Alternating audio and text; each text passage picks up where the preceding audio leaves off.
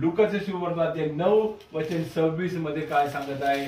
जो कोणी वचनाची लाज धरतो देव त्याचा लाज स्वर्गामध्ये आणि देवदूतांच्या बरोबर येईल, त्याच्या बरोबर तो लाज राहील. जे कोणी माझी व माझ्या वचनाची लाज धरतो, जो कोणी माझी आणि येशूची आणि येशूच्या वचनाची लाज राखेल, त्याची लाज मनुष्याचा पुत्र स्वर्गाच्या पित्याच्या व पवित्र देवदूताच्या गौरवाने येईल तेव्हा तो धरेल. बघा तो राहणार कधी? स्वर्गदूताची येणार त्यावेळेस तो म्हणणार नाही हा व्यक्ती देवामध्ये आहे, वाचनामध्ये आहे, तेव्हा तो माझी लाज राखेल. हा देव आपला देव. देवाला आपल्याबद्दल काही नाही पाहिजे, फक्त तू वचनामध्ये राहा, येशूशी जोडून राहा, पवित्र आत्म्याने जीवन जग. बाकी येशू काय करेल? तो तुझी लाज राखेल, तुझी आठवण ठेवेल. प्रत्येक वेळी तू वाचला जाणार. प्रत्येक संकट येशूच्या वचनाने दूर होईल. बोला हालेलुया, हालेलुया, हालेलुया. त्यामुळे आम्ही आमच्या जीवनामध्ये कायम ठरवूया, मला जर परमेश्वराकडून आशीर्वाद पाहिजे तर मी देवाच्या वचनाला महत्व द्या. त्यामुळे मत्ती शुभवर्तमानाचे 10:32 आणि 33 मध्ये काय सांगितलेलं आहे? जो कोणी देवाच्या वचनाला लाज देतो, राखतो, त्याच्या जीवनामध्ये देव त्याचं स्मरण करतो. स्पष्ट रीतीने सांगितलंय. कोणी माणसासमोर मला पत्करेल, जो कोणी माणसासमोर मला पत्करेल, त्याला मीही आपल्या स्वर्गीयतील पित्यासमोर पत्करेल. त्याला देव पुढे करेल, स्वर्गीय पित्यासमोर मला पत्करेल. पण जे कोणी माणसासमोर मला नाकारेल, तुम्ही जर सुवार्ता सांगितली नाही, माणसासमोर मला नाकारेल, त्याला मीही आपल्या स्वर्गातील पित्यासमोर नाकारेल. त्याला मीही स्वर्गातील पित्यासमोर नाकारेल. देव किती सोपं आणि सुंदर रीतीने सांगत आहे. तू नाकारलं मीही तुला नाकारणार, तू स्वीकारलं मी तुला स्वीकारणार. देव वचनाने आम्हाला सांगत आहे प्रियांनो. त्यामुळे आमच्या जीवनामध्ये खरा आशीर्वाद प्राप्त व्हायचा असेल तर आम्ही काय करायला? पूर्णपणे वचनाला निगडीत राहून प्रार्थना करा. येशू काय सांगत आहे हे स्पष्ट ओळखून घ्या आणि नंतर प्रार्थना करा. बाकी सर्व तुमच्या जीवनामध्ये परमेश्वर कार्य करतो. तो तुझ्या पुढे पुढे चालून तुला काय गरज आहे सर्व काय सपाट करीतो. यशायाचं पुस्तक 45:2 मध्ये सांगितलं आहे, पहा मी तुझ्या पुढे चालेन, उंच सखल सर्व सपाट करीन. परमेश्वर त्याला म्हणतो, परमेश्वर आपल्या सर्वांना सांगत आहे मी तुझ्या पुढे चालेन, मी तुझ्या पुढे चालेन व उंच सकल असलेले सपाट करीन. उंच सकल सर्व सपाट करीन. मी पितळेचे दरवाजे फोडून त्याचे तुकडे करीन. मी पितळेचे दरवाजे सर्व फोडून त्याचे तुकडे तुकडे करीन. लोखंडाचे अडसर मोडून टाकीन. तुझे सर्व लोखंडाचे अडसर दूर करीन. तुला अंधारातील निधी व गुप्तस्थळी लपविलेले धन देईल. अंधारातील गुप्तस्थळ निधी देणार. म्हणजे तुला समजेल की तुला तुझ्या नावाने हाक मारणारा मी परमेश्वर इस्रायलचा देव आहे. मी तुझा देव आहे, तुला नावाने हाक मारणारा देव आहे. हे देवाची आपल्याबद्दलची योजना आहे. नावाने हाक मारतो. प्रत्येकाला नावाने हाक मारणारा देव आपला देव आहे. ह्या देवाला जर तुम्ही खरं प्रेम ओळखलं ना, बाकी काही करायची गरज नाही. देव करणार आहे. कारण आपण आपल्या लेकरांना सर्व काही चांगलं देतो का नाही? आपण आपल्या लेकरांना आपल्याला काय वाटतं? आपल्याला लेकराला हे द्या हे द्या. कोणी असं उलट सुलट काम करतं का? वाईट कोणी गोष्टी देवाला देतो का? देव तुम्हाला ते सांगत आहे. काय सांगत आहे? तू आपल्या मुलाने मासा मागितला त्याला साप देशील, आणि अंडे मागितलं तर विंचू देशील. तुम्ही हे आपल्या लेकरांना देणार नाही तर तुझा देव तर पवित्र आत्मा तुला देईल. हा देव आहे आपल्यामध्ये. तो मग तुझ्या जीवनामध्ये एवढं सगळं दूर करणार नाही तर देव काय देणार आहे? पवित्र आत्मा. लोकांचं जीवन ते 11:11 मध्ये ब्रदर वाचा बरं. 11:11 मध्ये काय सांगितलेलं आहे? तुला मी पवित्र आत्मा देईल. येशू सांगत आहे हे देणारा पवित्र आत्मा आहे. 11 तुमच्यामध्ये असा कोण बाप आहे की जे आपल्या मुलाने मासा मागितलाय असा त्याला मासा ना देता साप देईल, किंवा अंडे मागितले असता त्याला विचू देईल. तुम्ही वाईट असतानाही तुम्हाला आपल्या मुलांना चांगल्या देणग्या देण्याचे कळतंय. तुम्ही वाईट असताना सुद्धा तुमच्या मुलाला तुम्ही चांगलं देता. मग माझ्या देवाला तर बघा काय द्यायची इच्छा आहे तुमच्याबद्दल. मग स्वर्गीय पित्याजवळ जे मागतात त्यास ते किती विशेष रूप पवित्र आत्मा देईल. विशेष करून विशेष म्हणजे स्पेशल तुझ्यासाठी पवित्र आत्मा वाटून देणार आहे. प्रार्थनेमध्ये जो राहतो त्याला काय विशेष काय देतो? पवित्र आत्मा देतो.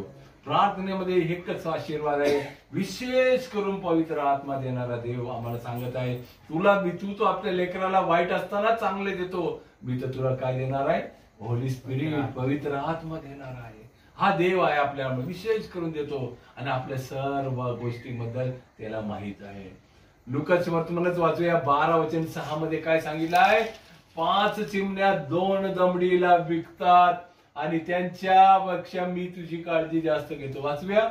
5 चिमण्या 2 दमड्या विकतात की नाही, तरी त्यापैकी एकीचाही देवाला विसर पडत नाही. एकीचाही देवाला विसर पडत नाही. फार तर काय, तुमच्या डोक्याचे सर्व केसही मोजलेले आहेत. तुझ्या डोक्यातले सर्व केसही मोजलेले आहेत. भिवू नका, तुम्ही अनेक चिमण्यांपेक्षा मूल्यवान आहात. अनेक चिमण्यापेक्षा मूल्यवान आहे. मी कोण आहे? देवामध्ये मूल्यवान आहे. हे एकच सत्य आहे. येशू मध्ये मी कोण आहे? मूल्यवान आहे.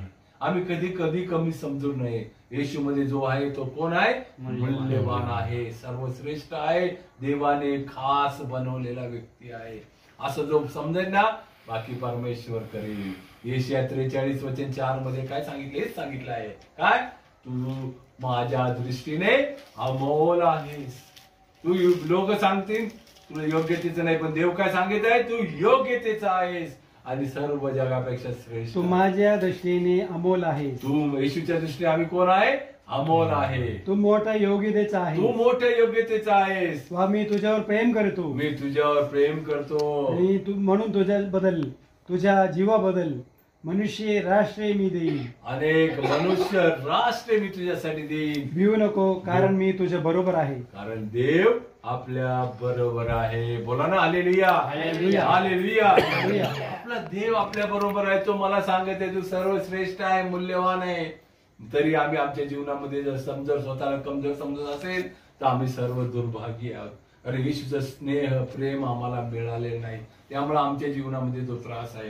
तर प्रियांनो, एक गोष्ट कायम समजा, मी देवाच्या प्रेमाने असेल तर कोणीच नाही. तुला सर्व काही येशूच्या मौल्यवान पवित्र रक्ताने तुम्ही मुक्त झाला आहात.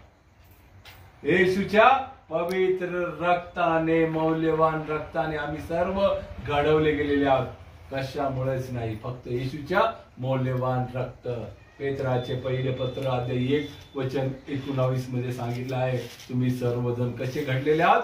देवाचे पवित्र मौल्यवान निष्कलंक रक्ताने तुम्ही आम्ही सर्व काय झालेलो आहोत? मुक्त झालेलो आहोत. वाचूया पेत्राचे पहिले पत्र अध्याय 1:19. तर निष्कळंक व निर्दोष कोकरा, येशूचे निष्कलंक निर्दोष कोकरा, असा जो येशू ख्रिस्त त्याच्या मौल्यवान रक्ताने तुम्ही मुक्त झाला आहात. आम्ही कसे झालो? मुक्त झालो. देव आम्हाला घडवत आहे. येशूच्या क्रूसावर आम्हाला घडवत आहे. त्यामुळे आमच्या जीवनामध्ये कधी त्रासामध्ये पडू नये. येशूच्या रक्तातून मला शुद्ध कर, एक प्रार्थना आहे. काय? येशू तुझ्या पवित्र रक्ताने मला शुद्ध कर, अशी एकच प्रार्थना बोला. तुमच्या जीवनामध्ये सर्व त्रास निघून जाईल आणि येशूचं रक्त तुम्हाला शुद्ध करते. Hallelujah, hallelujah. त्यामुळे आमचा येशू आम्हासाठी आलेला आहे. कशासाठी? तुम्ही पापी असताना पाप मुक्त करण्यासाठी आलेला आहे. रोमकरास पत्रात 5:7-8 वाचा. तिथे सांगितलं तू पापी आहे, पण पापापासून मुक्तीची योजना मी तुला आलेलो आहे. मी त्यासाठी आलेलो आहे. निर्मल मनुष्यासाठी कोणी मारणारा विरला. कोणी नीतिमान असेल त्याच्यासाठी मारणारे अनेक व्यक्ती आहेत. चांगल्या मनुष्यासाठी मरावयास कदाचित कोणी धजेल गाडस करेल. परंतु देव आपल्यावरच्या स्वतःच्या प्रीतीचे प्रमाण हे देतो की आपण पापी असताना आपल्यासाठी मरण पावला. येशू ख्रिस्त आपणासाठी मरण पावले. हे सत्य आहे. येशू कशासाठी आलेला आहे? आम्हाला पापापासून बचाव करण्यासाठी, मुक्ती देण्यासाठी आलेला आहे. येशू आला आम्हाला सर्व पापाच्या प्रसंगापासून दूर नेण्यासाठी. त्यासाठी येशू आलेला आहे. हे सत्य समजून जेव्हा जगणार आहे, बाकी काही ओळखण्याची गरज नाही, बाकी सर्व परमेश्वर करील. बोला हालेलुया, हालेलुया. हालेलुया. हालेलुया. रोमकरासपत्र 8:32 मध्ये सुद्धा हे सांगायचं काय, देवाने आपला स्वतःच्या पुत्राला राखून न ठेवता त्याने आपला एकुलता एक पुत्र आम्हाला दिला. त्याने आपल्या स्वतःच्या पुत्राला हा. राखूस न ठेवता हा. त्याला आपल्या माणसाकरिता सर्वकरिता हा. समर्पण केले. तो देवाला आम्हासाठी समर्पण तो केले. त्याच्या बरोबर हा. आपल्याला सर्व काही असे देणार नाही. देणार नाही काय, हा, देणार नाही काय म्हणजे काय प्रश्नचिन्ह आहे तिथं. हो. मी तुला सर्व काही देणार आहे, तुला मी तुझा माझा पुत्र दिला, त्यालाही राखून ठेवलं नाही, तोही मी तुला दिला, तो आहे तुझ्या बरोबर. त्याचं सानिध्य आपण ओळखून जर लागला ना, बाकी काही करायची गरज नाही. परमेश्वर आमच्या जीवनामध्ये कार्य करणारच. त्यामुळे आम्ही आमच्या जीवनामध्ये काय करायला पाहिजे, 2-4 गोष्टी आहेत त्या महत्वाच्या आहेत, त्या समजून तुम्ही प्रार्थना करा, बाकी काही करायची गरज नाही. रोमकरासपत्रात 14:7, 8 आणि 9 मध्ये इतके सुंदर रीतीने सांगत आहे कशासाठी तुम्ही तुमची प्रार्थना करणे गरजेचं आहे. ह्या गोष्टी देव या वचनाने समजवत आहे. वचन बरोबर वाचूया. कारण आपल्यातील कोणी स्वतः करिता जगत नाही आपण स्वतः करिता जगत नाही, आणि कोणी स्वतः करिता मरत नाही. कोणी स्वतः करिता जगत आणि मरत बी नाही. कारण जर आपण जगतो तर आपण प्रभू जगतो, करिता जगतो, आपण कोणाकरिता जगतो, प्रभू करिता जगतो. पुढे आणि जर आपण मरतो तर प्रभू करता मरतो. हा, प्रभू करता मरतो. म्हणून आपण जगलो किंवा मेलो हा. तरी आपण प्रभूचेच आहोत. हा, हे सत्य आहे. आपण जगलो का मेलो, आपण कोणामध्ये आहे, येशू मध्ये आहे. हे सत्य ओळखा. सत्य तुम्हाला बंधनमुक्त करते. सत्य समजा, मी येशू मध्ये आहे, येशूच्या रक्त आणि येशूच्या द्वारे मी सर्व बंधनमुक्त होणार आहे. तेव्हा माझ्या जीवनामध्ये परमेश्वर कार्य करीन आणि पूर्णपणे मी येशूचा होईल. तिथे कोणतंही बंधन नाही, कोणता अडथळा नाही. येशू आणि मी एक होणार. येशू मला पूर्णपणे ताबा घेईल. तेसलोनिकरास पहिले पत्र अध्याय 5:10 मध्ये सदा सांगत आहे, तू आज जे काही आहे तू येशू मध्ये, मी सुखाने झोपताना सुद्धा जगताना सुद्धा मी येशू मध्ये राहील. आपण वाचूया तेसलोनिकरास पहिले पत्र अध्याय 5:10 वाचूया. इथे सुद्धा देव वचनामध्ये खूप सुंदर रीतीने प्रभू येशू ख्रिस्त हा. आपणासाठी मरण पावला. प्रभू येशू ख्रिस्त आपणासाठी मरण पावला, यासाठी की आपण जागे असले किंवा झोप घेत असले, आपण जागे असलो, झोप घेत असलो तरी आपण त्यांच्या बरोबरच जिवंत असावे. आपण कोणाबरोबर जिवंत असावे, प्रभू येशू ख्रिस्ता बरोबर जिवंत असलं पाहिजे. स्वतःचं जीवन जगण्यासाठी नाही, येशू बरोबर जीवन जगून जगण्यासाठी आपलं कर्तव्य आहे. आणि येशू शेवटला अजून एक सुंदर वचन देत आहे.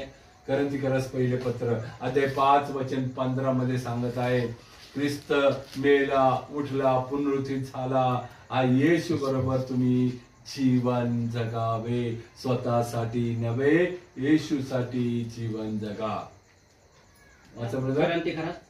करंथीकरास दुसरे पत्र अध्याय 5:10 मध्ये 5:15. आणि तो सर्वांसाठी याकरिता मेला की, तो सर्वांसाठी ह्या करिता मेला की, जो जगात यांनी पुढे स्वतःकरिता नव्हे, तो जगता त्याने स्वतःसाठी नव्हे, तर त्यांच्यासाठी जो मेला व पुन्हा उठला त्याच्याकरिता जगावे. त्याच्यासाठी जगावे. आमचं जीवन कोणासाठी आहे, प्रभू येशू ख्रिस्तासाठी जगणं आहे. आपल्या जीवनामध्ये हे सत्य ओळखून आम्ही खूप खूप देवाकडे वळण्याची गरज आहे. कारण आपल्याला मी सुरुवातीला सांगितलंय, काळाची पूर्णता झाली, देवाचे राज्य जवळ आले आहे आणि आम्हाला माहिती आहे आमचा सर्वांचा शेवट जवळ आलेला आहे. वचनामध्ये सांगितलं आहे शेवट जवळ आला आहे. तुम्ही ओळखा आणि देवाकडे वळा. वाचूया पेत्राचे पहिले पत्र अध्याय 4:7 मध्ये काय सांगितलं आहे, सर्वांचा शेवट जवळ आला आहे. तुम्ही काय करा, तुम्ही प्रार्थनेमध्ये राहा आणि सर्वांचा शेवट जवळ आला आहे. सर्वांचा शेवट जवळ आला आहे म्हणून मर्यादेत राहा. म्हणून काय करा, मर्यादेत राहा. मर्यादा ओलांडू नका. प्रार्थना करण्यासाठी सावध असा. आणि प्रार्थना करण्यासाठी सावध पाहिजे. मी प्रार्थना कशी पाहिजे, सावध पाहिजे. मी सावध प्रार्थना नाही केली तर मला त्रास देणारा एक व्यक्ती मला सावध गिळून घेईल. त्यासाठी माझी प्रार्थना कशी पाहिजे, सावध प्रार्थना पाहिजे. नाहीतर काय करेल आहे, सावध नसेल तर सैतान मला गरजणाऱ्या सिंहासारखा गिळून घेईल. मी सावध रीतीने प्रार्थना केली तरच माझ्या जीवनामध्ये परमेश्वर उतरून येईल, अन्यथा मी परमेश्वरापासून लांब जाईल. त्यासाठी मी काय करायला पाहिजे, एक वचनामध्ये वाचेल. लुकाचं 16 अध्याय 21 वचन 36 मध्ये पाहूया. काय सांगत आहे, प्रार्थना करताना शेवटपर्यंत करताना कशा रीतीने तू प्रार्थना कर असं देव वचनाने शिकवत आहे. वाचूया लुकाचे अध्याय 21 वचन 36 मध्ये. तुम्ही सांभाळा सांभाळा नाहीतर कदाचित आदाशीपणा. 21 वचन 36 मध्ये 36. हा. तुम्ही तर होणाऱ्या या सर्व गोष्टी चुकवाव्यास व मनुष्याच्या पुत्रासमोर उभं राहावयास समर्थ व्हावे म्हणून सर्व प्रसंगी प्रार्थना करीत जागृत राहा. येशू ख्रिस्त जेव्हा गेत्सेमनी बागेमध्ये गेला, तिथे जाऊन प्रार्थना केली, तेव्हा तिथे काय झाले, पाण्याचा थेंब सारे रक्त झाले. प्रार्थना करताना त्याचे सर्व पाणी जे रक्त वाजले. कसं प्रार्थना केली, जागृत राहून व्याकुळतेने प्रार्थना केली. प्रभू येशू ख्रिस्ताचं शरीर पूर्ण रक्ताने भरले. आपली प्रार्थना कशी पाहिजे, कमी कमी येशूला ओळखून स्मरून पूर्ण अंतःकरणाने प्रार्थना करा. येशू ख्रिस्त सर्व तुमच्या प्रत्येकाच्या जीवनामध्ये कार्य करेल. आणि येशू आपला प्रभू जिवंत देव आहे. त्याचे स्थान प्रत्येकाला महत्वाचे द्या. प्रथम स्थान येशूला द्या आणि प्रार्थना करा. येशू सर्वांच्या जीवनामध्ये कार्य करेल. येशू खूप चांगला, याचा अनुभव आपल्या प्रत्येकाला पाहिजे. अशा रीतीने जो करेल, बाकी काही करण्याची गरज नाही. येशू तुमच्या जीवनाचा ताबा घेऊन तुम्हाला योग्य ते सर्व दाखवून देईन. कशा रीतीने प्रार्थना करा, कशा वेळी तुम्ही काय करायला पाहिजे, हे सर्व शिकून येशू दाखवून देईन. वचनाला महत्व द्या आणि सर्व प्रार्थना करा. येशू तुमच्या सर्वांच्या जीवनामध्ये भरपूर आशीर्वाद देवो ही प्रार्थना करतो. पिता पुत्र पवित्र आत्मा यांच्या नावे आमेन.